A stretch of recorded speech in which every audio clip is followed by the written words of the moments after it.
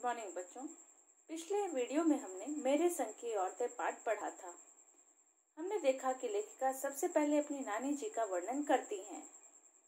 वो बताती हैं कि उनकी जो नानी जी थी वो सदैव शांत रहने वाली महिला थी। नाना जी बैरिस्ट्री की पढ़ाई करके बाहर से आए थे, परंतु फिर भी उसका प्रभाव उन्होंने अपने ऊपर नहीं पड़ने दिया। ना उन्होंने नाना जी को अपने तरीके से जीने के लिए बाध्य किया और न वो उनके अनुसार जी। वो अब इससे हमें ये पता चलता है कि वो अपना जीवन जो है वो अपने ढंग से जीने वाली महिला थी। लेकिन मृत्यु के समीप पाते ही उन्होंने अपनी एक इच्छा जाहिर की कि उनकी बेटी की शादी जो है वो एक स्वतंत्रता सेनानी के साथ ही हो। इससे हमें उनके देश प्रेम का पता चलता है। दूसरी महिला का वर्णन यहाँ पर लेखिका की माँ का है। लेखिका अपनी माँ के बारे में बताते हुए कहती हैं कि सारे लोग उनकी माँ का बहुत सम्मान करते थे, जबकि वो घर की जिम्मेदारियों में भी पूरी तरह से हिस्सेदार नहीं होती थी, हिस्सा नहीं लेती थी। लेकिन लोग उनको क्यों पसंद करते थे? क्योंकि वो सदैव सत्य बोलती थी। दूसरी बात ये कि सबकी बात को वो अपने पास गोपनीय बना कर रखती थी। वो किसी की बात किसी के सामने नहीं बोलती थी। तीसरी महिला का वर्णन यहाँ पे परदादी जी का हुआ है। लेखिका अपनी परदादी जी के विषय में बताती है कि उस समय भी जब लड़कियों के जन्म पे खुश नहीं होते थे लोग, ऐसे समय में लेखिका की परदादी जो थी अपनी बहू के लिए सिर्फ बेटी होने की मन्नत मांग रही थी। लेखिका ने ये भी बताया कि जो उनकी परदादी थी उनका जो था भगवान जी से कैसा था जुड़ाव, बहुत अधिक जुड़ाव था। कहने का अर्थ ये कि वो जैसे ही कोई इच्छा यहाँ से भगवान जी के पास अपनी बताती, वैसे ही उनकी इच्छा पूरी हो जाती। तो आइए पाठ को आगे देख लेते हैं। लेखिका क्या बोलती हैं। लड़की की गैर वाजिब जुस्तजू सुन भगवान कुछ ऐसी अफरा तफरी में आ गए कि एक न दो पूरी 5 कन्याएं एक के बाद एक धरती पर उतार दी। भगवान को क्या कहें। माँ जी के सामने तो नामी चोर भी अफरा तफरी में आ जाते थे। माँ जी और नामी चोर का किस्सा होश संभालने के बाद मैंने कई बार सुना था। चोर के दीदार की खुशनसीबी हाथ आई थी। देखिए, अब यहाँ पे लेखिका बोलती हैं कि जब उनकी परदादी जो है वो बार बार लड़की होने की मन्नत मांग रही थी और भगवान जी भी उनकी बात बहुत जल्दी सुन लेते थे, तो इस बार भी वैसा ही हुआ। उनकी जो मन्नत है वो बार बार सुन के भगवान जी कुछ इस तरह से बेचैन हो गए। इतना जल्दी उन्होंने मचा दिया और ऐसा किया कि एक के बाद एक 5 पूरी कन्या जो थी वो जन्म ले चुकी थी। लेखिका कहती हैं कि भगवान की क्या बात है, यहाँ तो उनके सामने कोई नामी चोर भी घबरा के अफरा तफरी में आ जाते थे। माँ जी और नामी चोर का किस्सा होश संभालने के बाद मैंने कई बार। लेखिका बताती हैं कि दादी माँ जी और चोर का किस्सा जो है जब उन्होंने होश संभाला उसके बाद उन्होंने कई बार सुना और चोर को देखने की खुशनसीबी भी इनको प्राप्त हुई थी। लेखिका आगे की कहानी बताते हुए कहती हैं कि हुआ यूं था कि किसी शादी के सिलसिले में नकुड़ की हवेली के तमाम मर्द बारात में दूसरे गांव गए हुए थे। औरतें सज धज कर रत जगह मना रही थी।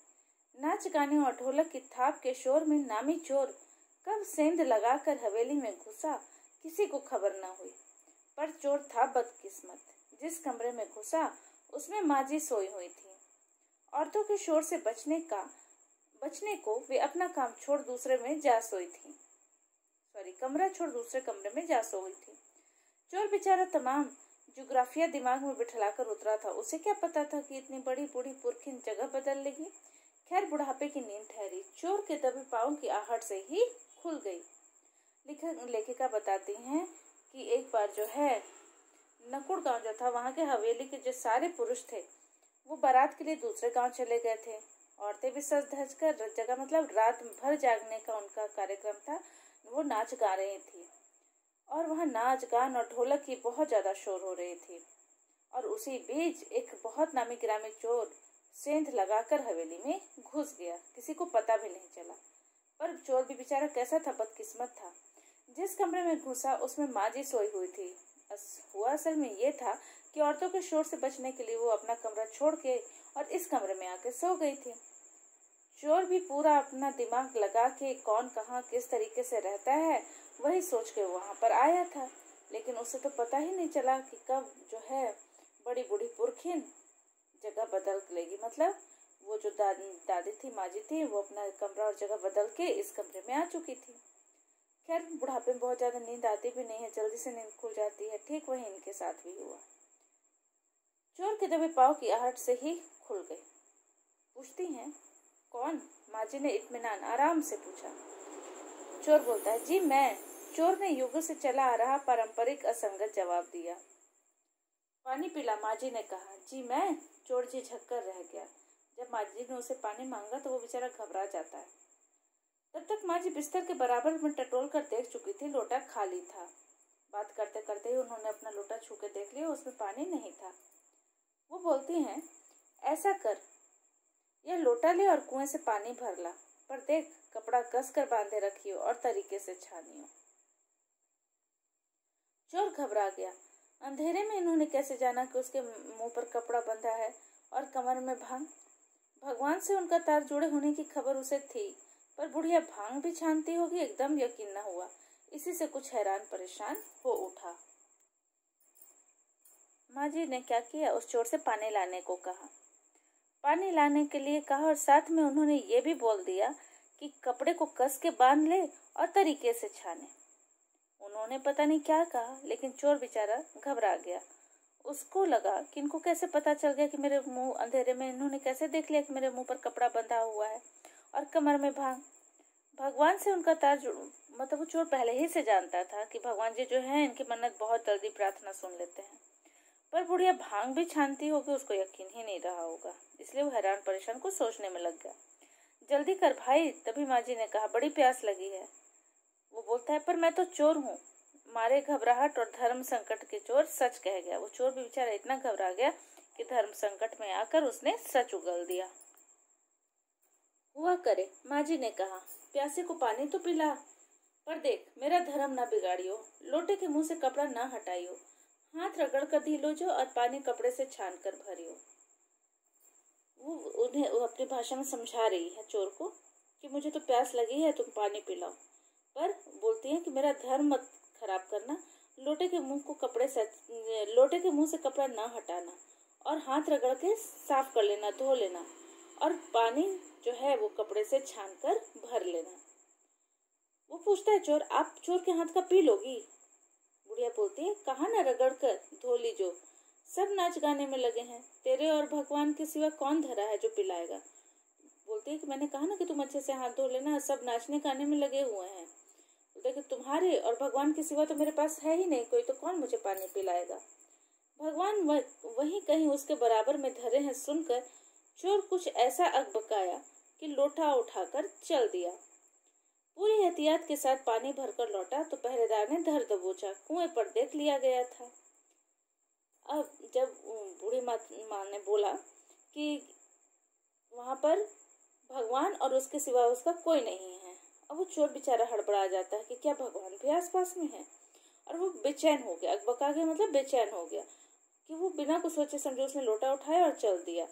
पूरी एहतियात के साथ पानी भरकर लौटा तो पहरेदार ने धर दबोचा। एहतियात मतलब पूरी सावधानी के साथ वो पानी भरकर लौटा तो उसी समय उसको किसने पकड़ लिया? पहरेदार ने पकड़ लिया। तब माँ जी ने लोटे का आधा पानी खुद पीकर बाकी चोर को पिला दिया और कहा, एक लोटे से पानी पीकर हम माँ बेटा हुए, अब बेटा चाहे तो चोरी कर चाहे खेती। बेटा बेचारा किस लायक रह गया होगा, सो रोमांचक धंधा छोड़ खेती से लगा। मतलब उसने अपना चोरी का धंधा छोड़ दिया और खेती का काम करना शुरू कर दिया। सालों साल लगा रहा। जब मैंने उसे देखा तो बड़ा भला मानुस बूढ़ा लगा, मुझे डरा डरा हैरान सा। लेखिका ने भी उनको देखा, उस समय अभी बूढ़े हो चुके थे। अब खानदानी विरासत कहिए या जीवाणुओं का प्रकोप, उन दो सन की बुढ़ियों के बीच मैं अच्छी फंसी। एक तरफ माँ जी के चलते अपने लड़की होने पर कोई हीन भावना मन में नहीं उपजी, दूसरी तरफ नानी के चलते देश की आजादी को लेकर नाहक रोमानी ही हो रही। कहने का मतलब ये किसके बारे में बोल रही हैं? एक अपनी दादी के बारे में, परदादी के बारे में जो उनकी थी। उन्होंने क्या किया, लड़की की मन्नत मांगी तो उन्हें कभी भी अपने ऊपर हीन भावना नहीं हुई कि वो लड़की हैं। और दूसरी बात ये कि वो अपनी नानी जी से भी पूरी तरह प्रभावित थी। क्यों? क्योंकि उनके कारण वो देश की आज़ादी का महत्व समझ चुकी थी और उनका भी स्वतंत्रता के साथ, आज़ादी के साथ जुड़ाव हो गया।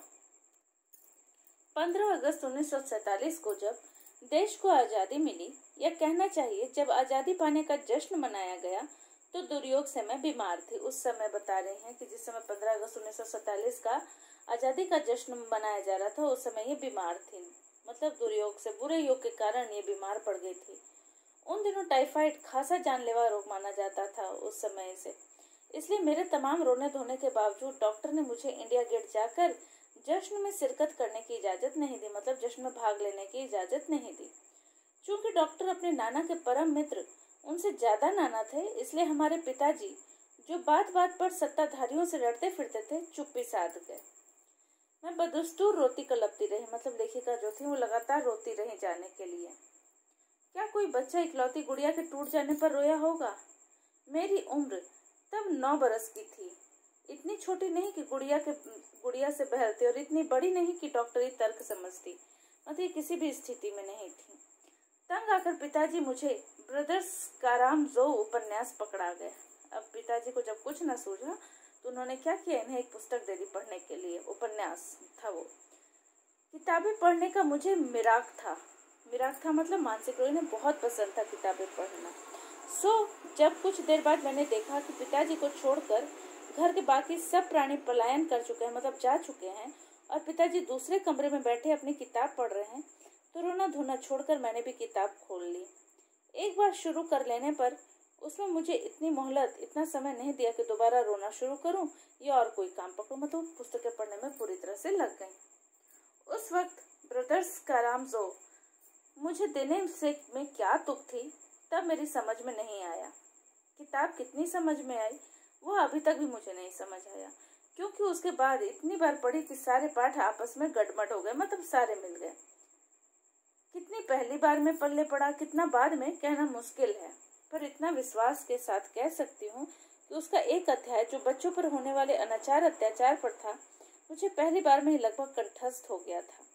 उम्र के हर पड़ाव पर वह मेरे साथ रहा और मेरे लेखन के एक महत्वपूर्ण भाग को प्रभावित करता रहा। जैसे जादू का कालीन, मेरा नाटक नहीं, वह 3 किलो की छोरी जैसी कहानियां, वकुट गुलाब उपन्यास के कई अंश, है ना। मतलब जो उनके पिता ने पुस्तक दी थी, उसमें जो एक अध्याय था वो बच्चों के ऊपर होने वाले अन्य अनाचार अत्याचार पर था, और ये उनको लगभग पूरा याद हो गया था, और जब भी वो लिखती तो इनका कहीं न कहीं उनके लेखन पर पड़ता। माँ जी की मन्नत का असर रहा होगा कि मैं ही नहीं, मेरी चारों बहनें भी लड़की होने के नाते किसी हीन भावना के शिकार नहीं हुई। नानी, माँ और परदादी की परंपरा बरकरार रखते हुए लीक पर चलने से भी इनकार किए रही। अब यहाँ पर बताती हैं लेखिका कि जब उनकी जो परदादी थी, उन्होंने मन्नत मांगी थी, उस समय ये 5 बहनें हुई, है ना, तो लेखिका को लेकर 5 बहनें, तो बोलती कभी भी वो 5 हीन भावना का शिकार नहीं हुई, और ये नानी, माँ और अपनी परदादी की परंपरा को बरकरार रखते हुए लीक पर चलने से भी इन्होंने इनकार किए रही, है ना। पहली लड़की जिसके लिए मन्नत मांगी गई थी वह मैं नहीं, मेरी बड़ी बहन मंजुल भगत थी। घर का नाम था उनका रानी और बाहर का मंजुल। लेखिका अवतार हुआ, मतलब वो लेखिका बनी, मंजुल भगत।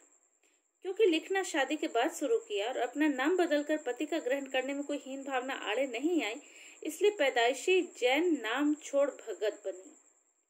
अब वो सबसे पहले उन्होंने अपनी बड़ी बहन के बारे में बताया, फिर अब बता रही कि दूसरे नंबर पर मैं थी। घर का नाम उमा था, बाहर का मृदुला। मैंने भी शादी के बाद लिखना शुरू किया, सो बतौर लेखिका नाम चला मृदुला गर्ग। अपने बारे में बता रही हैं। मुझे याद है जब हमने लिखना शुरू किया, उससे कुछ पहले नारीवाद का चलन हुआ था। शादी के बाद नाम न बदलने की रिवाज उसी ने चलाया था। मन्नू भंडारी का हवाला देकर हमसे पूछा भी जाता कि आप लोग इतनी पोंगापंथी कर गुस्सो क्यों हो, नाम क्यों बदला। हमारे पास उसका कोई ढंग का जवाब नहीं होता था। मतलब शादी के बाद अपना नाम बदलने पर इन्हें तरह तरह की उपाधियां दी जा रही थी। पोंगापंथी मतलब पुरानी बातों को मानने वाले, डरपोक, इस टाइप के, इसीलिए तुम लोग ने अपना नाम बदल लिया। और बोले कि इन सब चीजों का हमारे पास कोई जवाब नहीं होता, अब भी नहीं है, पर नाम बदलने में अपने व्यक्तित्व का कोई नुकसान होते मैंने नहीं देखा। वो खुद भी महसूस करते हैं कि नहीं, अगर हमने नाम बदले तो ऐसा नहीं था कि हमारे व्यक्तित्व पर कोई प्रभाव पड़ रहा था। पूछने को तो पिताजी से लोग यह भी पूछते थे कि 5 बेटियों से आपका मन नहीं भरा जो हर बेटी के 2-2 नाम रख छोड़े हैं। मुझसे छोटी बहन का घर का नाम है गौरी और बाहर का चित्रा। वह नहीं लिखती, मतलब वो लेखिका नहीं है। उसका कहना है वह इसलिए नहीं लिखती क्योंकि घर में कोई पढ़ने वाला भी तो चाहिए, क्योंकि सारे लोग जो है वो लेखन क्षेत्र में ही चले गए थे। खैर उसके बाद जब चौथी 5वीं बेटियां पैदा हुई तो पिताजी ने इतनी बात जमाने की सुनी कि उनका एक एक नाम ही रखा, रेणु और अचला। 5 बहनों के बाद एक भाई हुआ राजीव। मजे की बात यह है कि बीच की 2 बहनें ही लेखन से बची रही। अचला और राजीव फिर उसमें जा फंसे। अचला मुझसे 8 साल छोटी है और वक्त के बदलाव की लाज रखते हुए अंग्रेजी में लिखती है, पर राजीव फिर हिंदी के हवाले। जो उनका भाई था वो हिंदी में लिखता था। बच्चों, पाठ बहुत बड़ा होने के कारण आज के इस वीडियो में हम यहीं तक पढ़ेंगे।